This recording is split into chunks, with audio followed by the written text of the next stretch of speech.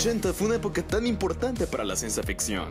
Es aquel momento donde muchas mentes brillantes dieron a conocer sus temibles y asombrosas ideas, que revolucionaría el entretenimiento por completo, tanto que hasta la fecha muchos medios literarios, sonoros y visuales siguen siendo creados a partir con esta pizca entrañable de lo retro, los sonidos sintetizados y los colores neón.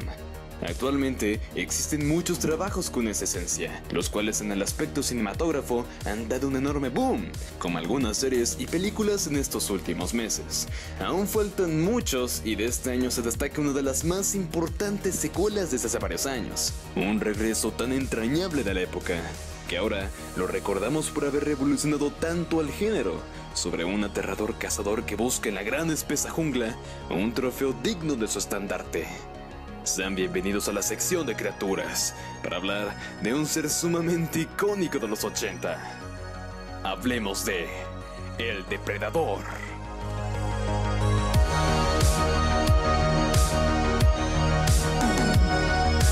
The Predator es un alienígena famosísimo de la cultura pop. Digno de su reconocimiento, la gente aclama la brillantez de su creación, que a la par de tantos años, su imagen ha sido reconocida por tantos fanáticos. Su creación se remonta a la asombrosa época de 1986, en su película homónima The Predator, mismo año cuando se estrenaron las películas Top Gun, Aliens el Regreso y Pelotón, cintas clásicas de su tiempo que ahora se han vuelto tan icónicas de la cultura.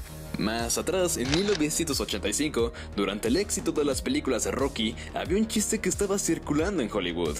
Como Rocky Balboa se había quedado sin oponentes en la Tierra, la siguiente película se enfrentaría a un extraterrestre. Los guionistas Jim y John Thomas se tomaron el chiste en serio y desarrollaron un guión basado en ello, conocido por el nombre de The Counter. A 20th Century Fox le encantó la idea y adquirió el guión ese mismo año, otorgándole al productor Joel Silver el trabajo de llevar a la película a lo grande, tal cual como lo había hecho en su proyecto anterior, Commando. Para ello tuvo que buscar a John McTiernan como director de la cinta y a Jamie John Thomas como sus guionistas, que también trabajarían en la creación de la criatura, trabajo que sería complicado de hacer, pero no imposible. Ellos querían que el extraterrestre fuese ágil, fuerte y que tuviese conocimiento en las artes marciales. El primer actor que se les pasó por la cabeza fue Jean-Claude Van Damme, pero su altura y tamaño no podía competir con la magnitud de los actores del reparto. Por eso mejor se inclinaron por Kevin Peter Hall. El diseño de la criatura corresponde al diseñador Stan Winston, el cual es el mismo responsable de efectos especiales y maquillaje en The Thing, Terminator, Aliens el Regreso y El Joven Manos de Tijera. Los primeros bocetos de Winston para la criatura resultaba con una apariencia canina, cuello largo y un único ojo. La película empezaría a rodar con ese diseño, pero se complicaría por el entorno de la jungla. Era difícil seleccionar y moverse con ese traje. Además, no daba miedo, así que después de 6 semanas de rodaje, Winston tuvo que rediseñar a la criatura. Y en una charla con su amigo James Cameron, este le comentó que siempre había querido ver un alien con mandíbula. El rodaje volvería a iniciar y llegaría a los cines el 12 de junio de ese mismo año. La película tuvo un recibimiento genial y Winston no se daría cuenta de la grandiosa criatura que había creado hasta ese mismo momento. Así que por obra del destino, Winston creó a un ser muy icónico en la historia del cine. Completamente un símbolo de los 80.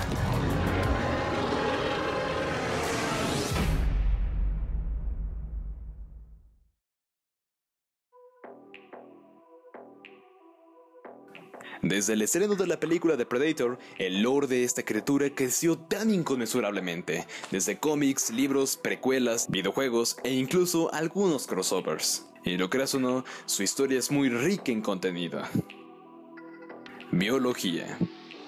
En las películas no tiene nombre específico, solo se alcanza a conocer que se llaman Predator. Muy por debajo de la historia en los filmes se le puede llamar como biológicamente es, Yautja.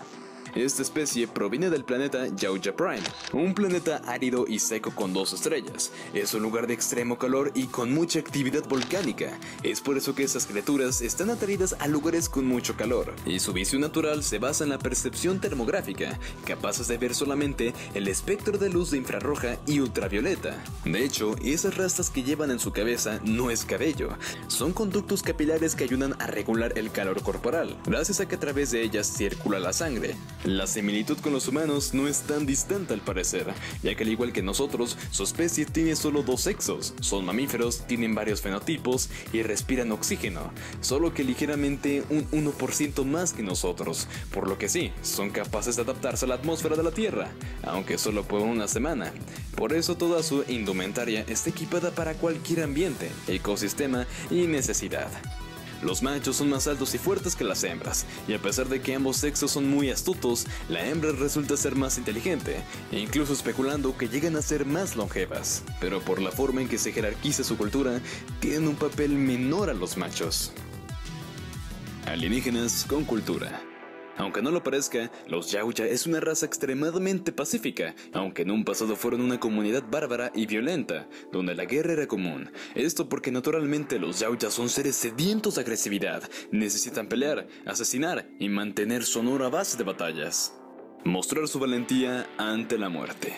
Por esto, rondan por toda la galaxia en busca de bestias que puedan imponerle honor al cazador, ya que sin esto no podrían canalizar su ira y ser una civilización muy respetada. Los Yautja son una especie con un alto sentido del honor y de un intelecto superior al de los humanos. Sus leyes son sumamente tomadas en serio, y todas ellas pueden terminar con la mortalidad de cada uno de ellos. No pueden matar a hembras embarazadas, ancianos, enfermos o niños de cualquier especie. Es deshonroso matar cuando se está camuflado, a menos que represente un peligro de muerte. Tomar el trofeo de otro cazador es considerado un insulto, incluso cuando éste esté muerto. Si un Yautja mata a otro, dejará de pertenecer al clan y se convertirá en un mala sangre, siendo perseguido por otros Yautjas hasta matarlo.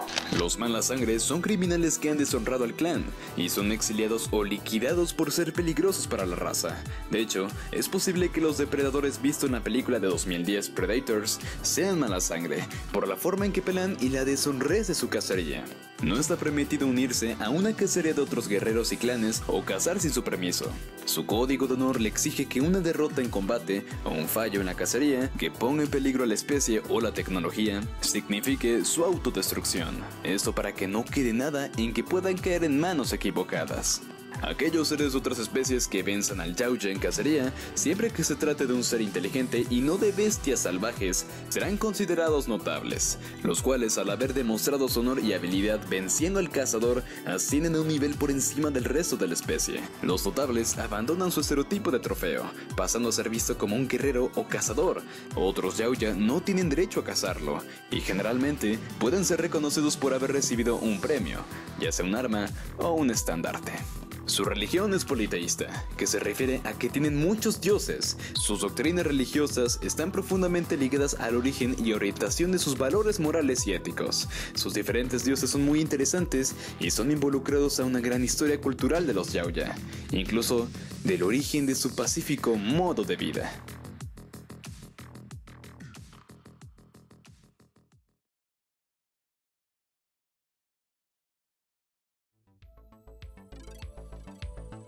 Para una raza alienígena muy avanzada tecnológicamente, parece una vida muy sencilla. Nacer, matar y morir. Muy sencillo, ¿no? Bueno, el gran estigma que ha ganado la especie no es por ser simplemente feo. Los depredadores realmente dan pie a su nombre, con lo que traen a casa como trofeo. Las presas.